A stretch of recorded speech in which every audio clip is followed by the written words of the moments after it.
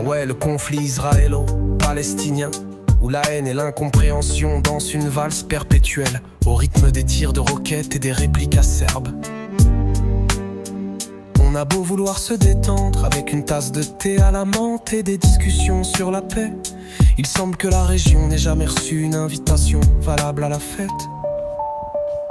Les guerres, les barricades et les discours enflammés sont devenus les invités indésirables mais omniprésents. Ce conflit, véritable pilier de la tragédie moderne,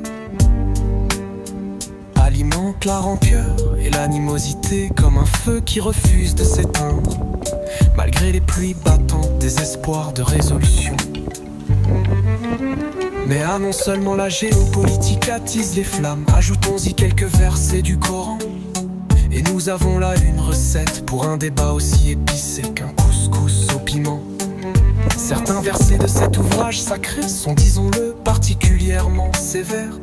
Les interprétations varient, bien sûr, mais on ne peut nier que certains passages semblent encourager la dureté et la rigueur contre ce juge ennemi de la foi. Pour ceux qui aiment creuser dans les textes religieux en quête de sagesse, chaque ligne devient un champ de mine lexical, où chaque mot cache potentiellement une explosion de controverses.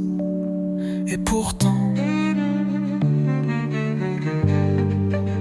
c'est dans la subtilité que réside le charme et dans le jeu des interprétations. N'est-il pas ironique que tout comme dans un roman policier au dénouement incertain, la solution tourne souvent autour d'un dialogue plus inclusif et d'une investigation approfondie des contextes historiques.